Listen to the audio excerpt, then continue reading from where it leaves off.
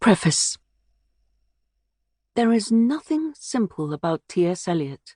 At least that's the simple conclusion to be drawn from the existence of thousands of books, essays and dissertations about the Nobel Prize-winning poet. Collectively, this body of critical work has created a popular conception of Eliot as an impossibly complex writer and a man of many contradictory masks. Critics have presented him as an avant-garde poet, and conservative critic a modernist and a traditionalist, a romantic and a classicist, a philosopher and a moralist, an American and a European, a proto-fascist and a pseudo-mystic, a bigot and a sage.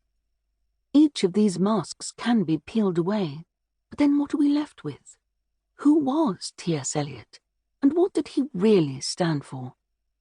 First and foremost, he is the author of several very influential poems, including The Love Song of J. Alfred Prufrock, The Waste Land, The Hollow Men, Ash Wednesday, and 4 Quartets. Even those who have never read these poems have probably encountered some key phrases from them. Enigmatic allusions to measuring out one's life with coffee spoons, or enduring the cruelty of April, or watching the world end with a whimper instead of a bang. Those who are familiar with Eliot's poetry may have an impression of him as an esoteric wordsmith who captured the world-weary spirit of the age in post-World War I Europe, or as a religious conservative who championed Christianity as the solution to all the problems of the modern world. Both are oversimplifications.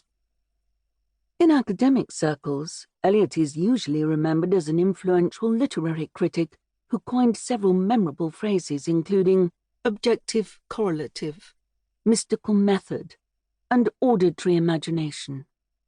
His breakthrough essay, Tradition and the Individual Talent, provided a loose basis for new criticism, a movement in literary theory that was prevalent in American universities during the middle of the 20th century. Other major essays and lectures revolutionized the study of metaphysical poetry and revitalized interest in 17th century English poets like John Donne, contextualizing their work as part of a broader literary tradition, from the 14th century Italian poet Dante Alighieri to the 19th century French poet Charles Baudelaire. For several years, Eliot tried to clarify the distinction between literary classicism and romanticism before reframing the dichotomy in terms of orthodoxy versus heresy and turning his focus towards social criticism. In his later years, he suggested that his critical work would endure mainly as an aid to understanding his own development as a poet. That is how many scholars, and the author of this book, choose to use it.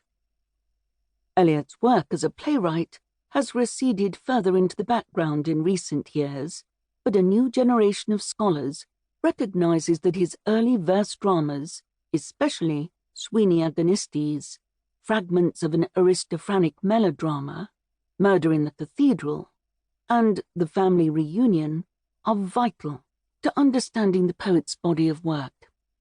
Toward the end of his life, Eliot all but abandoned verse poetry in favor of stage plays. He achieved his greatest commercial success with the contemporary comedies The Cocktail Party, The Confidential Clerk, and The Elder Statesman, and those works subtly embody his ultimate truths.